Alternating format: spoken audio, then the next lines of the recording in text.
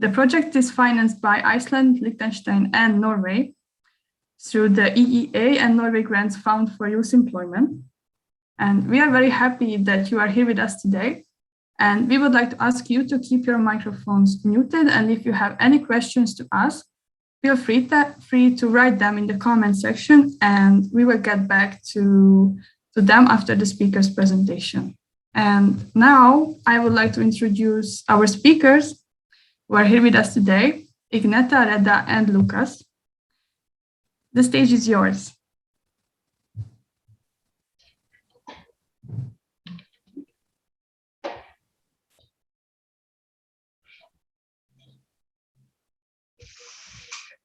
So, can you see our screen? Yes. Yes. Okay.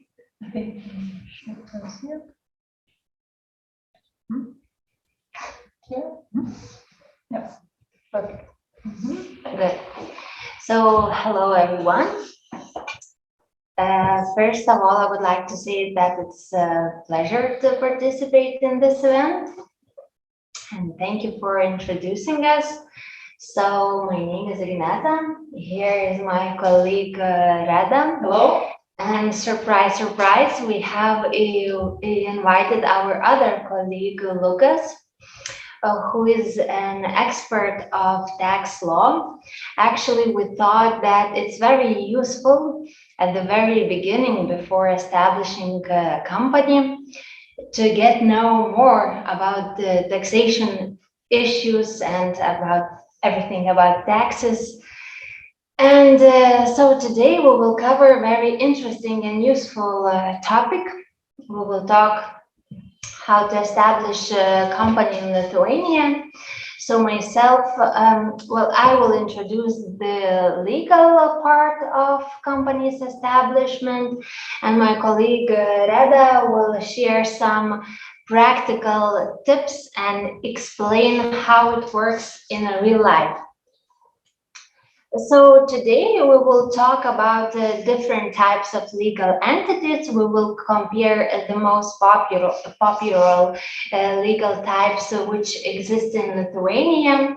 We will introduce the ways of creating a company. We will describe the necessary steps of the establishment procedure. We will share some practical tips, talk about the e-signature. Also, we will talk about the transformation. I know that this definition may sound a little bit weird at the moment, but later on I will explain why this procedure could be useful. And the last but not least, we will talk about the taxes. So here you can see a table. At first sight, it looks maybe like a coded information or something very difficult, but actually it's not. Here we have marked the most common legal types of legal companies which exist in Lithuania. As the statistic shows that the most popular legal forms are public limited liability company, private limited liability company, small partnership, and individual enterprise. Before starting business, it's very significant to decide correctly on your company's legal form, because your future activities has to reflect your company's legal type. So in order to decide essential, we decided to compare all those four forms to get better knowing and to help you decide on your future company's form. So for some clients, private limited liability company compares with public limited liability company because it sounds familiar. So let's find some similarities and some differences between those two forms.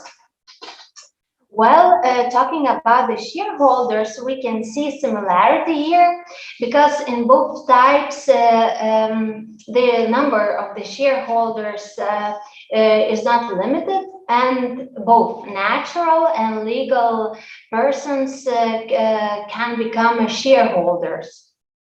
And talking about the authorized capital, there is a big difference between those two companies, because in order to open a private limited liability company, you have to pay 2,500 euros, and in order to open a public limited liability company, you have to pay 25,000 euros for the initial capital.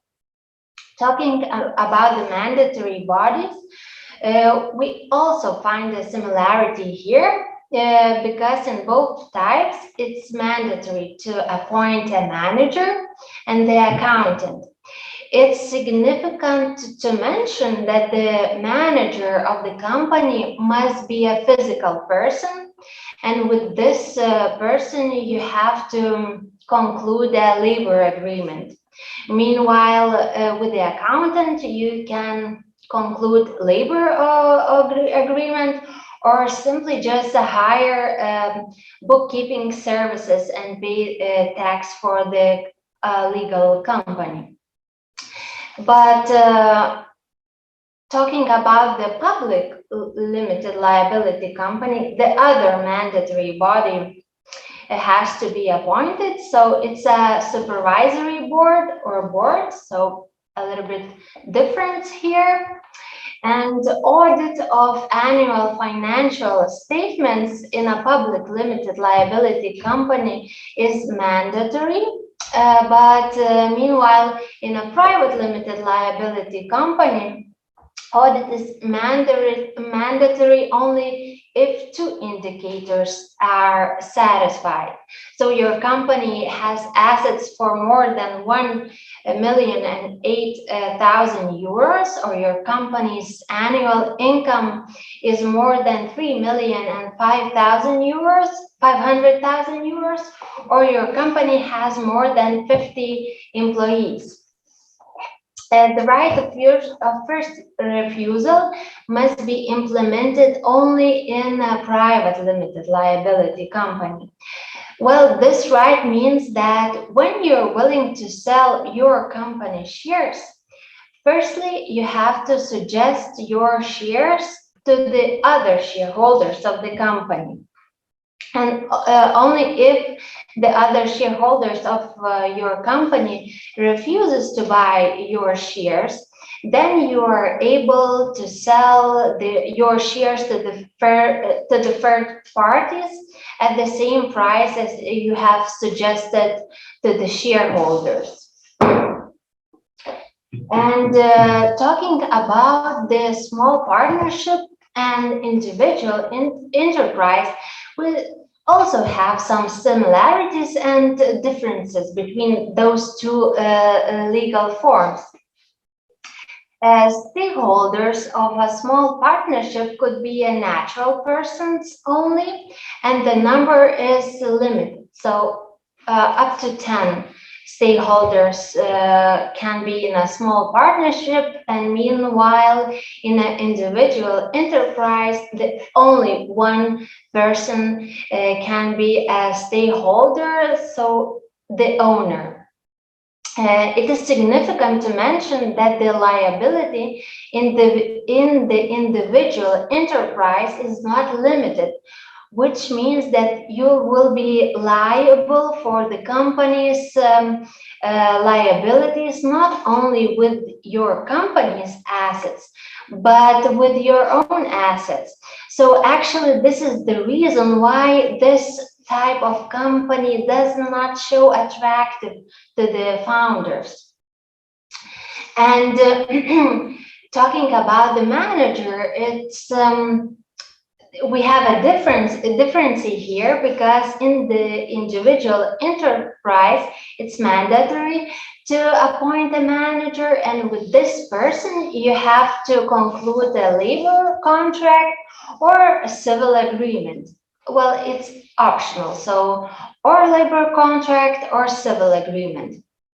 Talking about the small partnership, it's not there is no obligation to appoint a manager, but if you decide to appoint one, it's significant to mention that you cannot conclude a labor contract with such a person. Only the civil contract must be concluded.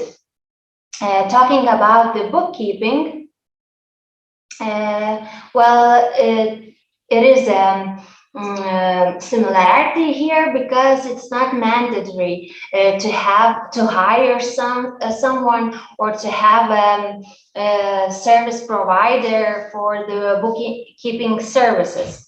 Well, at this point, you get like the owner of individual enterprise can be responsible for bookkeeping, and in a small partnership, the member of the smaller partnership could be responsible for the bookkeeping. And the reason why small partnership and individual enterprise seems attractive to the founders, that in both types, advance payment of profits is allowed. Yeah, so Igneta has mentioned quite a number of legal forms, but when it comes to actually incorporating a company, when clients come to us for assistance, they usually incorporate either private limited liability company or small partnership. So that's why I will compare these two types. And as Igneta has already mentioned some of the points, so when you decide to establish a legal entity, you need to consider several things before choosing either if you want to establish an LLC or a small partnership. So very important thing here is that incorporators, in case of an LLC, can be both natural and legal persons.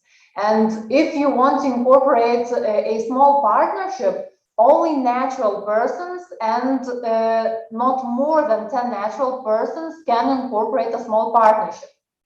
Then other very important point is the authorized capital. So if, for example, you do not have enough funds to incorporate a limited liability company, but you still want to move forward with your business, you can choose to start with a small partnership.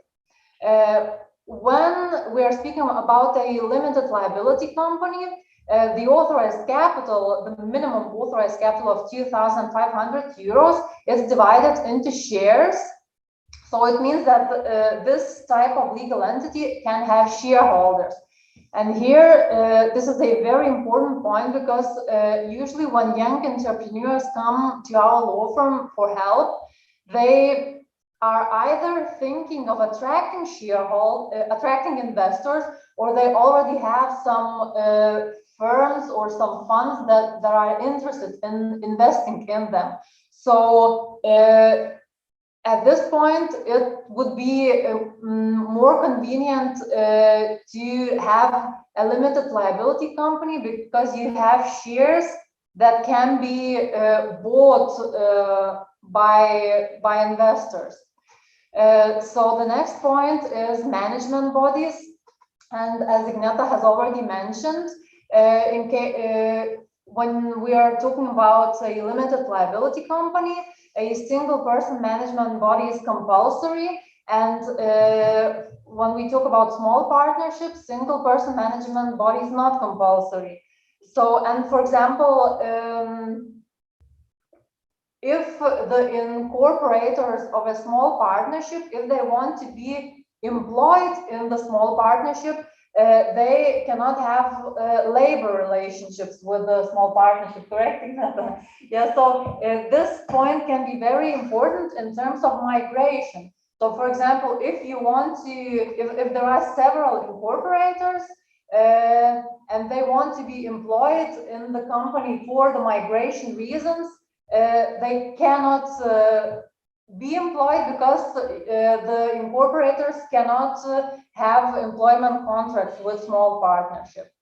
And then one more thing is accountant, as Igneta has mentioned, in the case of an LLC, accountant is mandatory. So at this point, we come to the financial side as well, because you need to have more funds, because you will have to hire either an accountant or an accounting company.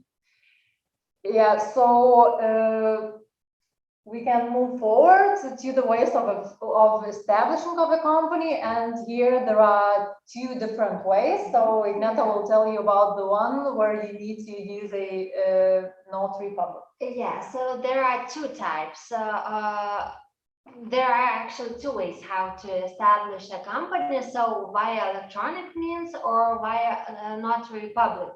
Of course, the easier and maybe more economical way is cheaper and easier and faster is to establish a company via electronic means, but the founder must have an e-signature.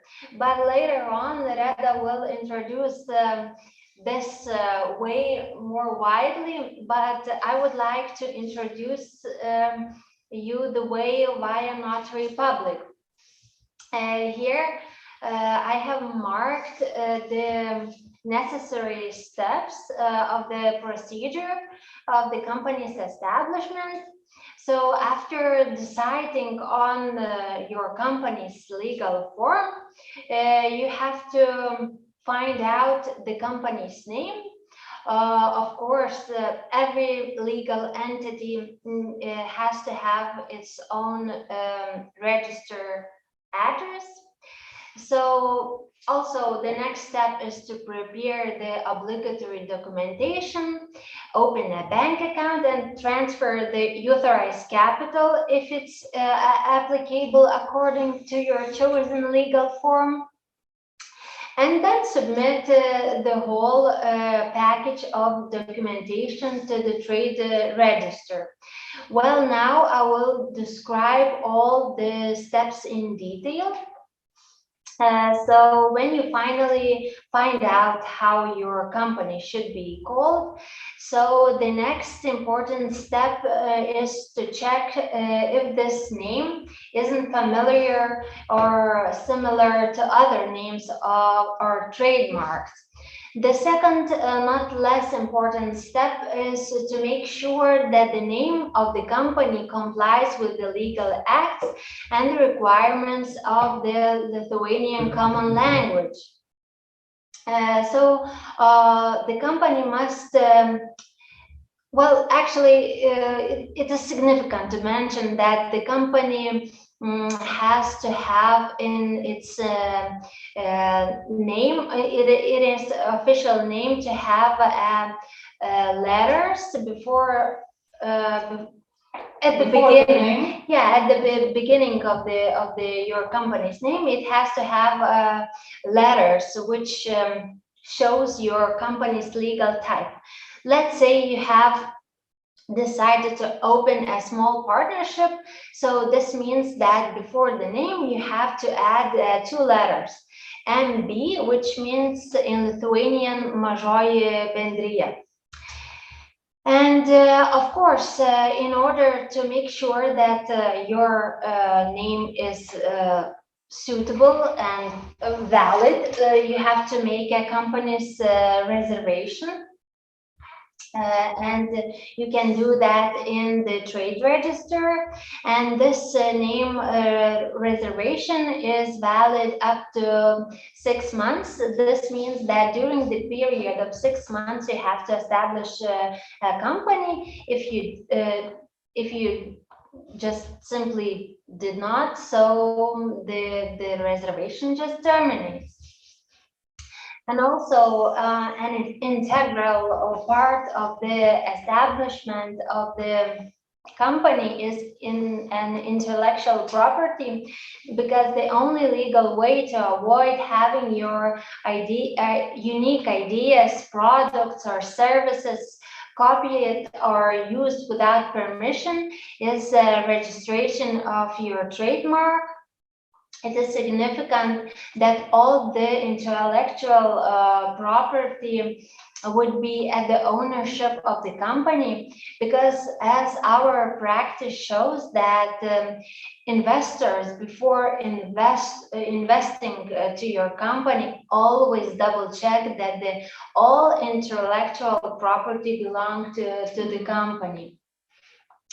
Also, it is important to have the right contracts concluded with employees and influencers, because according to our legislation, all the IP belong to the person who created it.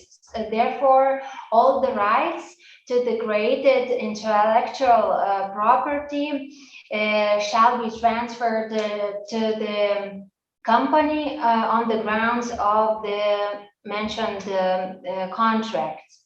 Well, actually, it's also significant to mention that now the startups and other small or medium-sized companies are able to receive a benefit from the European Union and for the trademark registration. I know that it shall be valid for some time, this benefit, but actually I believe it's like the right time to use this benefit and make your trademarks registration. Also, the other important step is your company's legal address. As I have mentioned before, every company must have its registered office address. So the owner of the premises must give a consent to use this address. Well, the owner, if you don't have your own place, then the owner of the premises shall give this consent. And if the owner is a natural person and does not have an e-signature, such consent must be approved by the notary public. Also, it is significant to mention that if the premises are pledged to the bank or to the other party, then such person, the creditor, must give a permission for your company's registration too. And the other significant step is documentation. If you have chosen to open a company via notary public, so here is a list of documentation that will be requested. So it's an incorporation act or an agreement. It depends how many shareholders will be incorporating a company. Also articles of association. As I just mentioned, consent of the owner of the premises, creditors' consent, approval from the bank that the initial capital is fully paid, and of course, personal documentation. All these documents shall be requested without limitation, but also it's significant to be prepared all the information about the shareholders, beneficial owners, as like copies of passports or ID, and submit like contact details, emails, telephone numbers. So, but if the founder of the company is the other legal entity, so then the articles of association, extract from the register, shall be submitted to. Also, it is significant to mention that all the documents has to be translated in the Lithuanian language and approved by apostille. And all the mentioned documents has to be prepared in Lithuanian language. or it can be concluded in both languages, let's say in Lithuanian and English, but the Lithuanian language shall prevail. So yeah, and after we have all the documents approved by the notary, the notary will prepare the whole package, which has to be submitted to the trade register. Now, Reda will share some practical tips. Yeah, so Igneta just went through the whole procedure, what needs to be prepared and done. And as I am the person who usually brings all the documents to all the institutions, so I will give you some examples of what can go wrong or some tips what you need to notice and so on. So the first very important point is the bank account. So as we have already mentioned, if you are incorporating a private limited liability company, you need to open an account for the company and transfer the minimum authorized capital. So first of all, you need to open a cumulative account. The name might be kind of not heard before, so some also call it share capital account. So basically this account is only meant for transferring the authorized capital. So when you so when you want to open a cumulative account, you just need to go to the bank with the incorporation document. So either act of incorporation or agreement of incorporation if there are more than one incorporators, and your personal document. So you just go to the bank and ask to open a cumulative account. So it seems like a simple procedure, but there are also some things that can go wrong. So for example, I had some cases where, for example, the bank refused to open a cumulative account because they said that the act of incorporation is not properly stapled. So they want the act was composed of 3 pages, and the signature was only put on the last page. So they said it doesn't work that way. You need to either sign each page or have a sticker and then signature on the sticker. So we had to come up with a plan how to change the document, to get it signed by the incorporator on all the pages. Then one more thing, that some banks require to leave the original Incorporation Act, which means that you have to have several original copies, because notary will also need an original document.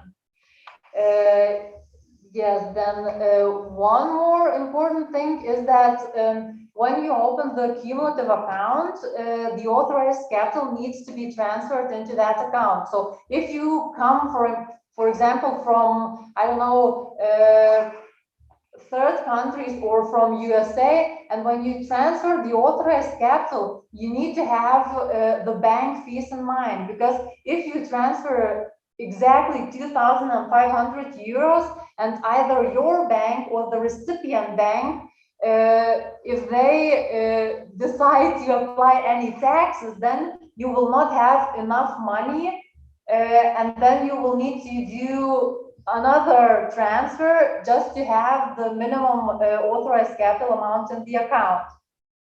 So after the authorized capital is transferred, you will need to get a document from the bank confirming that the money is already there. So here it's also one thing where things can go wrong, because there are 2 types of documents that banks issue. So it's either an extract from the bank account or a certificate on the page authorized capital. So some notaries accept an extract and some not. So I had a case where I just took an extract of the bank account and the notary said no, we need a certificate where the bank says that an authorized capital of 2,500 euros was transferred to this and this account. Yes, so after you have opened the cumulative account, after you have the documents on the transferred authorized capital, this document will be needed by the notary. And so when you submit all the documents to the notary and he prepares all the document package needs to be submitted to the Center of Registers. So Center of Registers is an institution where all the data about legal entities is stored in Lithuania.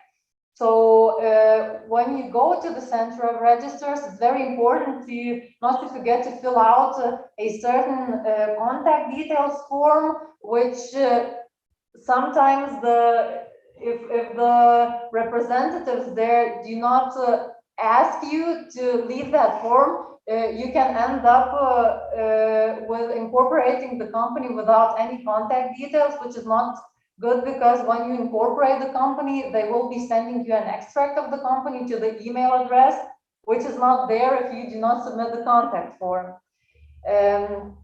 Yeah, so one more thing that I wanted to mention is that recently some things were changed at the Center of Registers, and after you incorporate the company, you need to submit information on the shareholders of the company. Earlier it was done automatically, but now after you incorporate the company, you need to submit the data yourself, and this can only be done with an e-signature.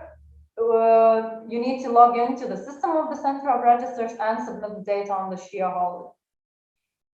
Yeah, so here I wanted to also mention one more thing. When it comes to the bank account, the procedure that I have talked about, it's with the common banks, but legal acts of the Republic of Lithuania allow to also open an account for your company with credit and e-money institutions, which can be a very good option for foreigners, because with e-money institutions, you can do it online. Yeah, so I will mention some more important things about this account with e-money institutions later on, when I will talk about the incorporation via electronic means. So here's your part. Yeah, yeah. So Igneta has talked about the incorporation with the help of a notary, but in Lithuania you can also incorporate a company online. And before the presentation, I have checked some statistics, and more than 80% of limited liability companies and more than 90% of small partnerships are incorporated online. So this is quite a good option, but there are some but there are some tricky points here, because in order to incorporate a company online, you need to have an e-signature. So how can you get an e-signature as a foreigner? So e-signature in Lithuania can be issued by the Center of Registers, by mobile operators, or there's also one more option to incorporate a company online, so with an e-residence status. So when it comes to the e-signature, as I mentioned, the e-signature can be issued either by Center of Registers or mobile operators. But the tricky part here is that you need to have a Lithuanian personal identity number in order to submit the application for the e-signature. So this personal identity number, you can get it if you have a temporary residence permit, or if you come from the countries that are members of the European Union, you can get a resident certificate, which also gives you a personal identity number. So one more option is to submit an application to become an e-resident of Lithuania, but this option was introduced in summer of last year, I think, and actually not all options are accessible by now. So even if you register as an e-resident of Lithuania, the option of incorporating a company online cannot be accessed yet, so it's not quite ready. But it shall be ready, right? Yeah. So I believe it's time to talk about the transformation. As I have mentioned at the very beginning of our presentation, that it's very significant to decide correctly on your company's legal type. But what to do if you have made a wrong decision? And let's say you have opened a small partnership and in later cases, it seems that you cannot attract an investment from the investment fund because basically, actually, Reda has mentioned about it before that when the investment fund is investing in the legal entity, it wants to receive the company shares. So in this case, when you have a small partnership, actually you cannot do that because only natural persons of the small partnership can be the members. So what to do then? Close your company? Of course not. Actually, there is an option and it's called transformation. It's a legal procedure when the one legal form is changed into another, of course with some limitations, but still from the small partnership you can do that. You can transfer your company's legal form into the public limited liability. All you need is just to pay the authorized capital of 2,500, appoint a manager and a bookkeeper, and all the rights and obligations will be transferred from the small partnership to the new legal form. Of course, this procedure will take time and cost you some money, but still, it is an option. You don't need to start your business from zero. And of course, an integral part of all the legislation, all the incorporation procedures is a tax law. So this is the reason why we have asked our colleague Lucas to represent you the significant information about the tax law. And Lucas, the floor is yours. Hello everyone, very nice to meet you. Although I cannot see you, but I just can imagine that you are very great and beautiful people. So yeah, Igneta and Reda gave a lot of useful information. Even for me, actually, I learned a lot. But yeah, for the dessert, we have taxes. I'm not sure if it's the most interesting topic, but it's of course very important. Maybe I will not give you a lot of practical tips on what to do when registering your business. Of course, I will give a few, but there are quite a few elements and things to think about when you are thinking registering business here in Lithuania. As I can see from my practice, there are a lot of business owners, startup owners who overlook taxes and do not include it in their financial spreadsheets, and at the end of the day they just don't have enough cash and cannot pay their bills and pay their employees or themselves. Yeah, so I will not go into much detail, but I just want you to understand the main principles and main ideas behind the most popular taxes. Of course, there are a lot of taxes, but basically every taxpayer, meaning companies that Igneta and Reda so well explained us, they have to pay three taxes: corporate income tax, value added, and salary taxation. These are the main taxes. And let's start probably with the most easy and simple one, corporate income taxation tax. Yeah. Okay, so what is corporate income tax? So basically, it's the part of your profit that you have to give back to Lithuanian budget. So revenue minus cost equals taxable income.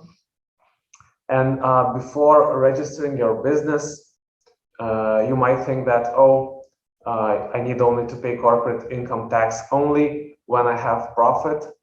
That is true, but that is also something to think about when you are choosing the country, the jurisdiction where you want to start your business. So yeah, before registering your business, do your research regarding taxes.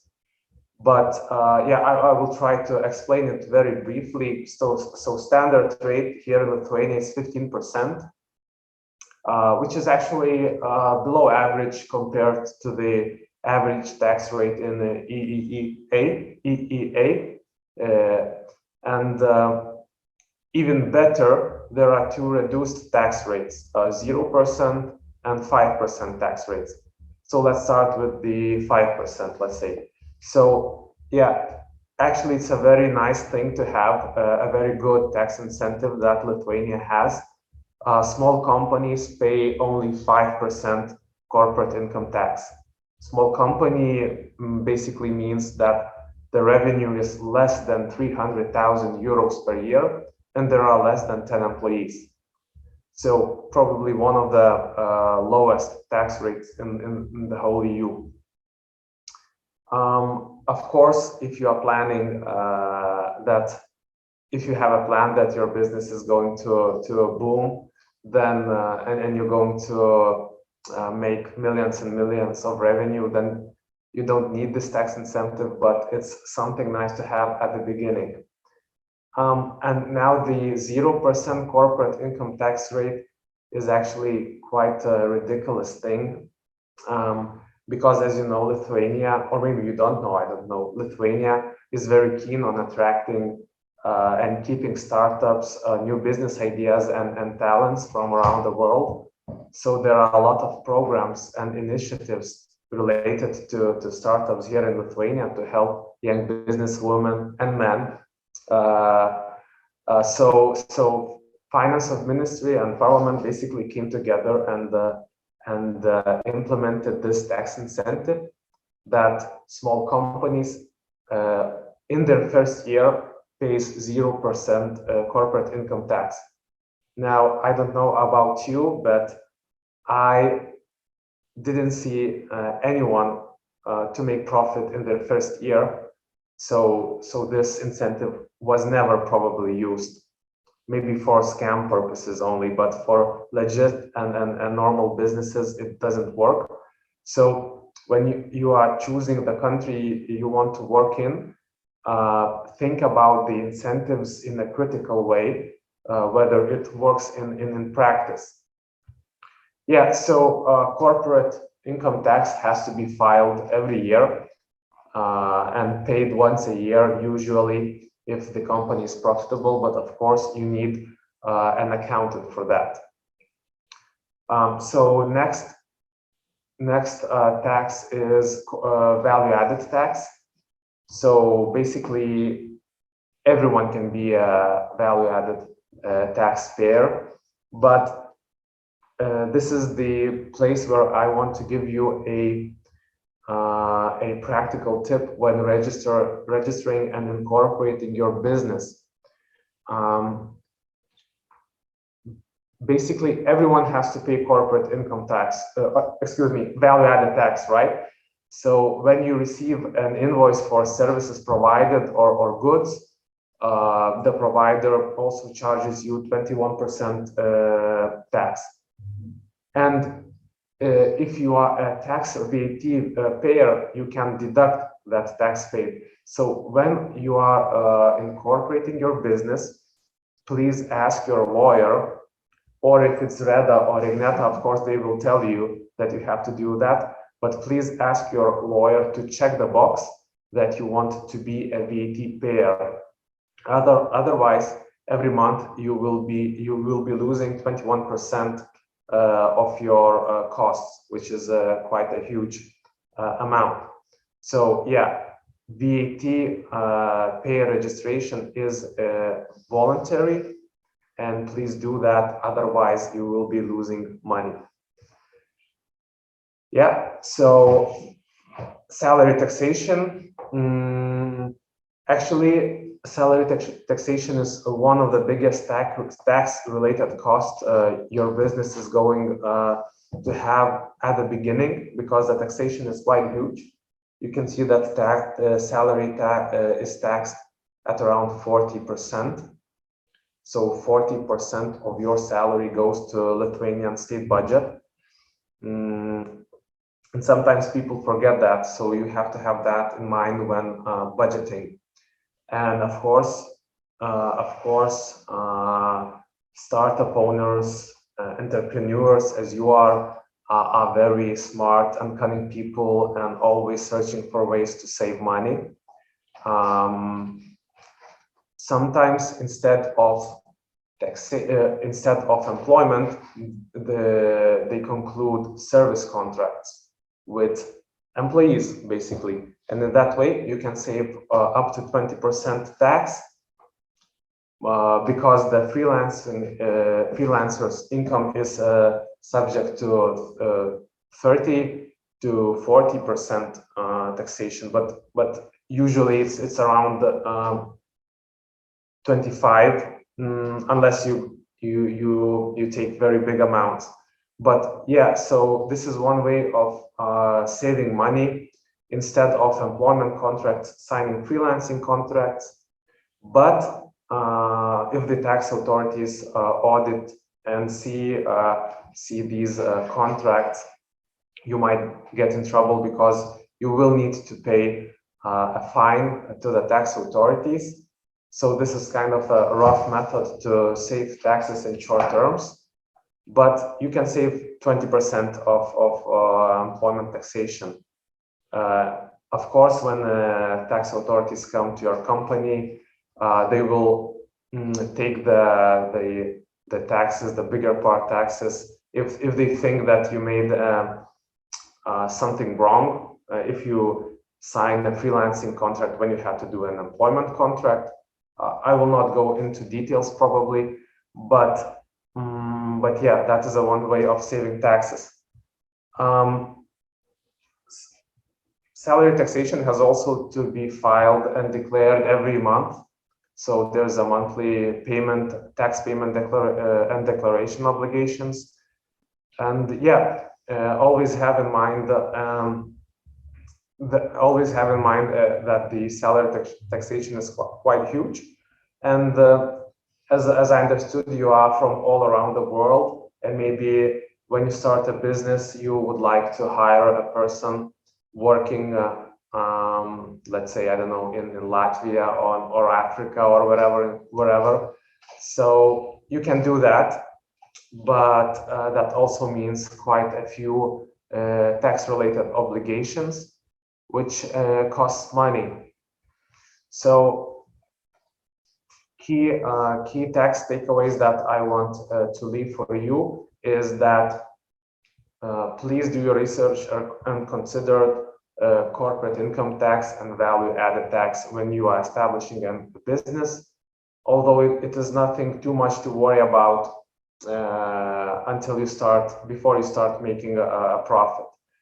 Also, you will need an accountant in Lithuania because everything is in Lithuanian, and for all your, of course, it's a legal requirement as well, but you will need it because everything is in Lithuanian, all the files, declarations, so it is a must. And yeah, when budgeting, consider employment taxation. And yeah, thank you very much. That's it for me. Yeah, thank you, Lucas. And it seems that that's it for all of us. I hope that it was useful for you. And I believe that it's a place for your questions. So I think there are questions in the chat. Yeah. Yes, we have some questions. Probably all about taxes, I think. The most interesting part. Yeah. All right. So the first question is it possible for a foreigner with temporary residence permit to be registered as a manager of a company, or does a manager has to be Lithuanian citizen? Well, it's not necessary to be a Lithuanian citizen in order to become a manager of the company. But if you are so you have a temporary residence permit. So yeah, everything is possible then. Right. Thank you so much for the answer. And the next question, how often do entrepreneurs switch from MB to UAB? And are there any difficulties we need to consider if we want to open MB and later switch to UAB, except shares to be issued? Well, actually, I cannot see the question. Maybe here. You can make this window bigger so you see the question. Yep. Yeah, how often? How often? So it's not our daily business, but yeah, quite often. But as I have mentioned, it's significant to decide at the very beginning. Then you don't need to spend additional money for the transformation. And the other part of the question. Are there any difficulties? Well, actually, I don't suggest you firstly to open a small partnership and then to think about the transformation. You should decide at the very beginning, because this procedure takes time, and it's just this procedure can help you when you are in trouble. As I have mentioned during the presentation, if you don't have any choice and you need to attract an investment, then transformation helps.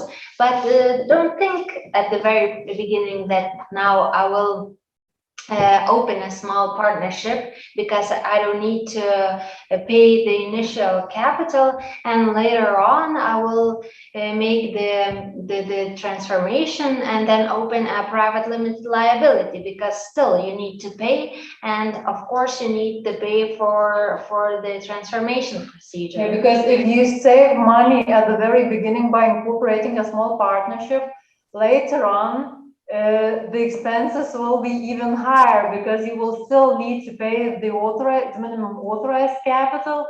If you do the incorporation procedure via notary, you will still need to pay the notary fees, and moreover, you will also need to pay the legal services for all the help with the transformation. So if you are considering attracting investments, so yeah, the choice would be to incorporate a private limited liability company. But it's not that it's like there's no problem when changing MB to UAB. It's just time and time consuming, and you will need funds. So it's not that it's so difficult, right? Yeah. It was a very informative answer. Thank you so much. And the next one, if a company is based online, does it need a physical address? If so, can it be a residential address? Yeah, so I can answer this. So every company needs an address. And answering the question, can it be a residential address? So yeah, if you, for example, own a flat, you can use your apartment address to incorporate the company. But if if, for example, you have an apartment that is pledged to the bank, so you will need an agreement from the bank that you can incorporate, so that you can register the company in that address. But if you are incorporating the company online, then the agreement from the bank is not needed, because you will only need the consent from the owner of the premises, of the apartment or flat or house or But whatever. actually, I see the point of the person who is asking this question, because I know that in other countries, when you are opening like company which will operate online, you can register your company's address and have like an online. Yeah, I know that address, as well. but we don't have it in Lithuania. But if, for example, you do not, I don't know, you do not have an address, there are like firms that offer you the services of the address. For example, our law firm, you can register your company at our premises, and we will organize the consent of the premises owner and so on. So there are options for you if you do not have an address for your company. All right. Thank you. And the next one, do I have to have 10% of share capital before register a company?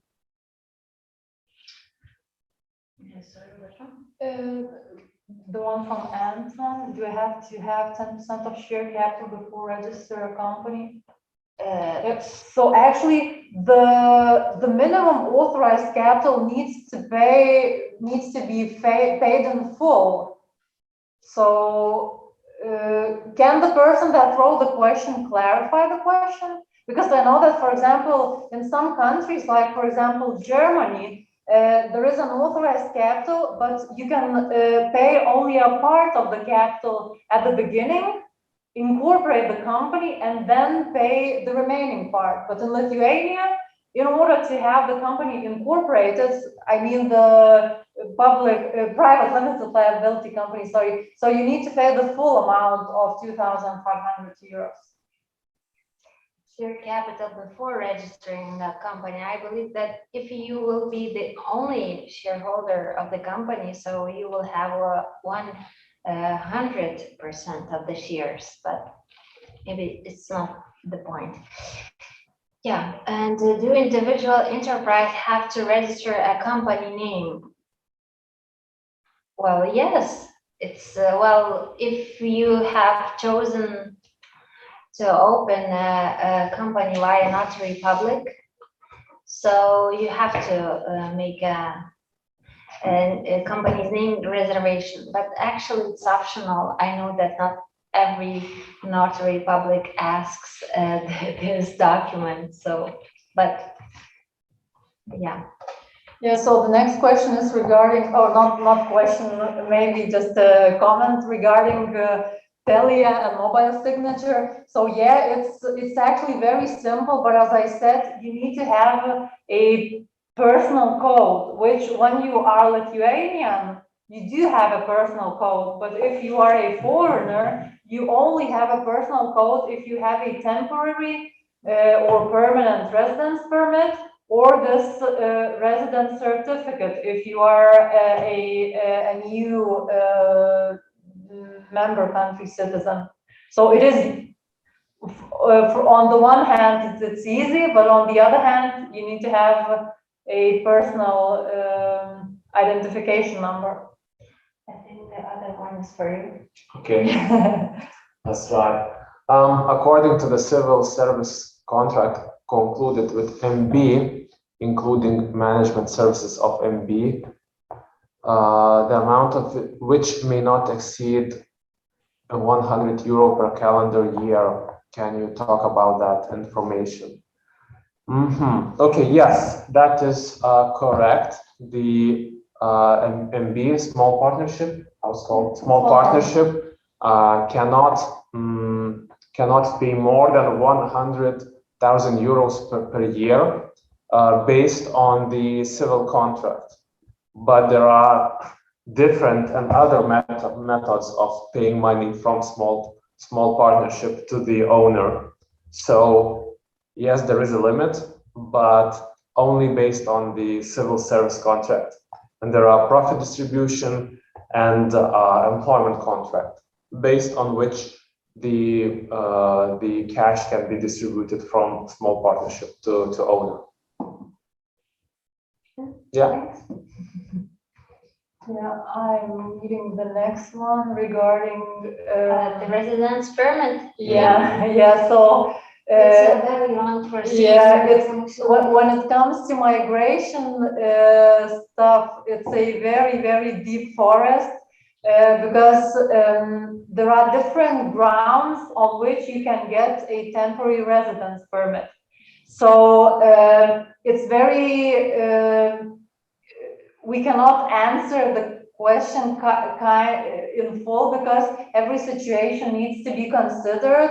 And as I said, there are different grounds. So if you open a company, you can get a temporary residence permit as the director of the company. Or you can also get a temporary residence permit as an employee of that company. But it depends. Are you a highly qualified employee? Or do you have a higher education diploma? Or do you want to be a shareholder of the company? Because as a shareholder, you also can get a temporary residence permit, but there are requirements for the authorized capital. Then it needs to be much higher than 2,500. So yeah, when it comes to the migration questions, every situation needs to be analyzed in detail in order to provide a best answer for you. Yeah, so talking about the director or owner of a company, should I need a work contract? So it depends on your company's legal form. As we have mentioned that if you have opened a private limited liability company, then you will need a labor contract. But let's say if you have opened a small partnership, then you will need a civil agreement. And if you decide to appoint a manager.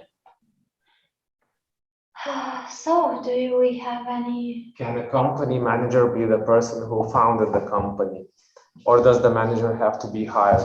So yes, usually that is the case, that the company owner, the person who founded the company, is also the company manager. But once again, and it depends on the legal form of your company. Let's say, like as I have mentioned, small partnership. In a small partnership, you don't have to. It's not mandatory to appoint a manager. Yeah, but when speaking about the private limited liability company, it's like Luca said, it's usually the founder is the director. And you have to conclude a labor contract. Doesn't matter that you are the same person. You can apply a startup visa. Yeah, I think you have in mind Blue Card here. It's a very good option, but also there are a lot of like conditions that you have to fulfill. But you can, if you are interested in the migration questions, you can check the website of the migration department. They have a lot of information in English, so you will definitely find a lot of important and useful information there. I think we missed one question, second to last. Yeah, but actually it's like the same about the residence permit. So we have another new question. How long does it take to open a small partnership in average? Well, actually it's quick procedure.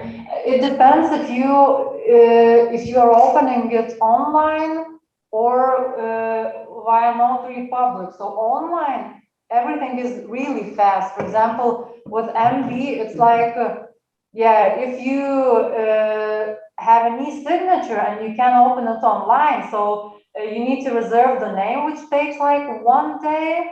Then it's not necessary to open the bank account. So you just fill out all the forms there, and DMB is incorporated in like 1 day. So it's very fast if you're doing it online. And with the notary, it's also, when the documents are submitted to the Center of Registers, it doesn't matter if it's LLC or MB, it's registered within 3 working days. So it all depends, being a foreigner, how fast can you provide the documents, the necessary documents for all the incorporation procedure? Because the registration, it's very fast at the Center of Registers, I mean. Well, if you will have any further questions in the future, do not hesitate to contact our company, TRINITI JUREX. I hope you saw our email in the slides. If not, I believe that Migrant Talent Garden will share the video on a website, and you can find our contact there. So and we have colleagues who specialize in different fields. So if, for example, I saw here that you have a lot of questions related to migration, so we have a good migration specialist. So feel free to contact us anytime. We will definitely try and help you out. Yeah. Thank you very much. I believe we do not have any more questions. So our event is coming to an end. And thank you once again to our speakers, Igneta, Reda, and Lucas. It was very useful and very informative to our participants. And thank you everyone who was watching us today, and see you next time. Thank you. Thank you. It was a pleasure. Bye-bye.